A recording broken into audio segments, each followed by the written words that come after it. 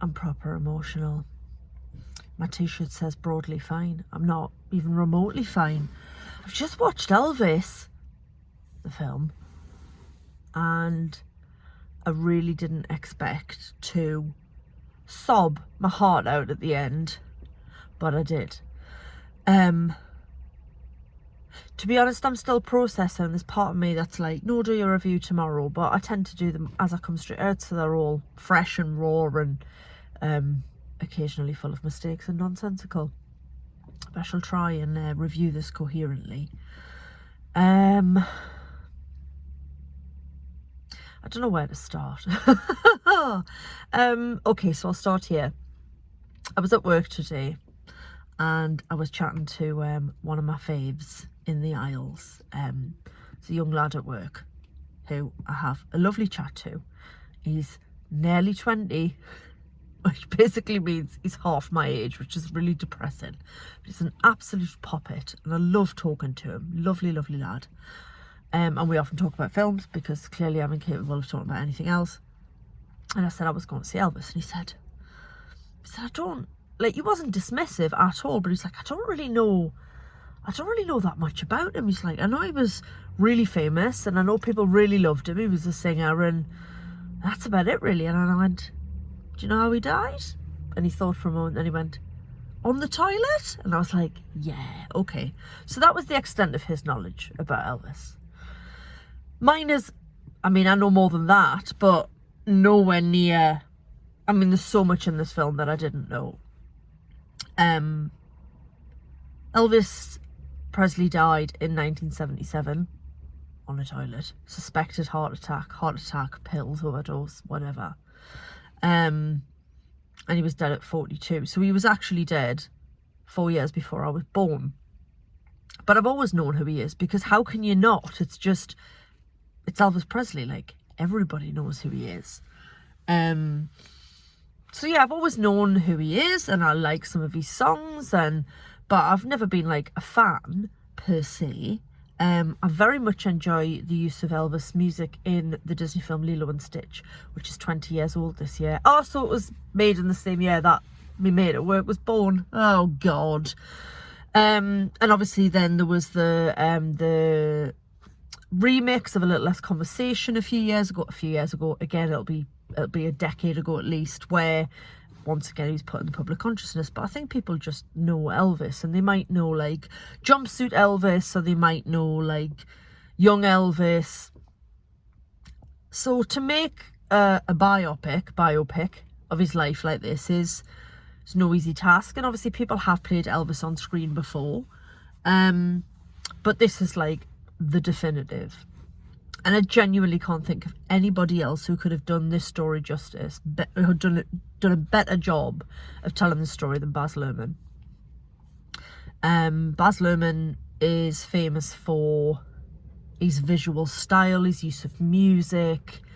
He's very brave and OTT, and it just suits the story perfectly. So in case you're not aware, oh, I'm sure you are, his first one was Strictly Ballroom.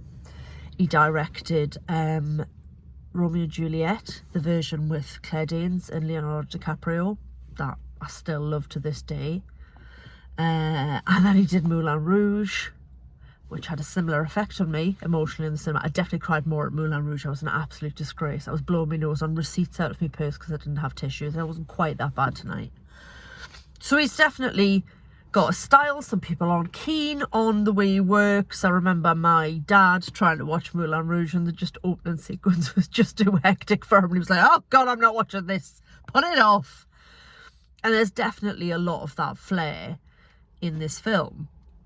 But we do start with Elvis as a young man, and then we go back slightly further. We see him as a young boy. We see him in a gospel church. We see him sort of feeling the spirit. And then we sort of get started when he starts his career singing at the Louisiana Hayride. And that is where he meets Colonel Tom Parker. Now, this whole story is narrated by Colonel Tom Parker. Now, he wasn't Elvis's manager officially. He was Elvis's promoter. But basically, he was the man who, yes, made Elvis a household name. He was also the man who took all of Elvis's money and basically destroyed him. Now, it's Tom Hanks playing Colonel Tom Parker in this film. And I think the fact that it's played by Tom Hanks gives it a tiny bit of... There's a tiny bit of affection there, I guess. It's not a full pantomime villain. He has got prosthetics and a strange sort of Dutch accent. But there's no disputing the fact that a lot of what went wrong for Elvis was down to him.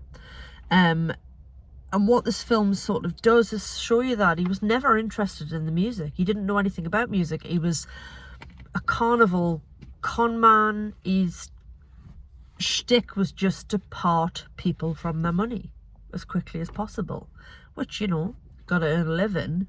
But all he was ever interested in was what act at the circus can make me the most money. And when he stumbles across Elvis, the gem being that he sounds black but is white, then he just sees dollar signs, like cartoon dollar signs. He just knows that this boy is going to make him money, and he does. I love the stuff very early on in the film, which is centered around Beale Street in Memphis. We see Elvis cross paths with Little Richard, B.B. King. There's a female soul singer in the mix there whose name I can't remember. The voice on this woman, oh my God. So I loved all that sort of acknowledgement of the fact that a lot of what made Elvis so popular and successful at the beginning was his inspiration from black music, from soul, from gospel, from rhythm and blues. And what it did in a segregated 1950s America was give the white folks the... Now, my low battery sign just flashed up, which could mean that the sound's gone out of sync, but I'm just going to go with it and speed up because I don't want my battery to die mid-video. Yeah, there's no denying the fact that Elvis's music was very much inspired by black community, and it gave uptight American right-wing white folks black people music without them having to actually mix with the black people, and that's the truth of it. We see him become a superstar. We see Colonel Tom drain money from him. We then see him sent off to war. We see him meet Priscilla. The Hollywood years, which is an awful period because the films were dreadful. And eventually we get to Las Vegas. I realise I have sped up quite a lot there. It's incredibly well made. It's very stylish. It is long. It's like 2 hours and 40 minutes-ish. Only other thing I need to talk about, and it's a great cast and great music and everything, it made me care so much about him, because the young British actor playing Elvis is unbelievable. His name's Austin Butler. 6 months ago nobody knew who he was, and in 6 months time he could be signed up for everything. Like, my mind is just blown. And I've seen Taron Egerton play Elton John brilliantly, and yes, okay, what's his face, Rami Malek with all his teeth playing Freddie Mercury was very good. This is just something else.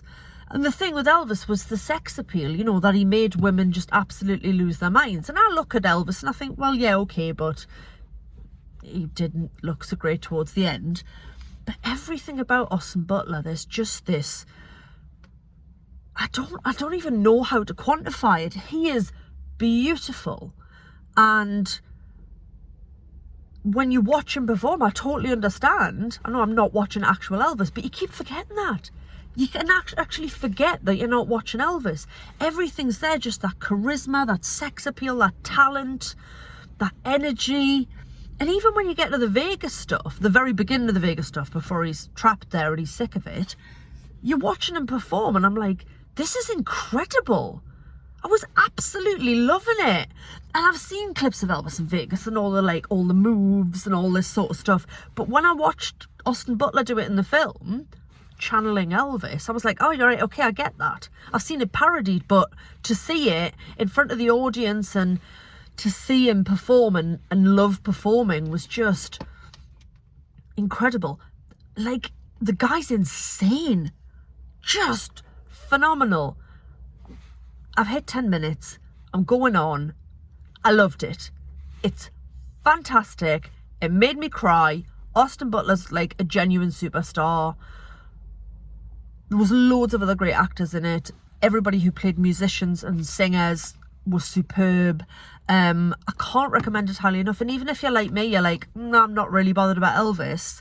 For a piece of American history, the fact that it covers, obviously, the death of Martin Luther King happens, the death of the Kennedys, how that affects Elvis, because he was interested in civil rights and he did see these black musicians as these brothers, as these friends.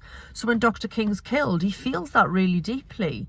So as a piece of history and a piece of art and a celebration of a rare and fantastic talent and a reminder that he was so much more than just a fat guy who died on the toilet, like, it needs to be seen.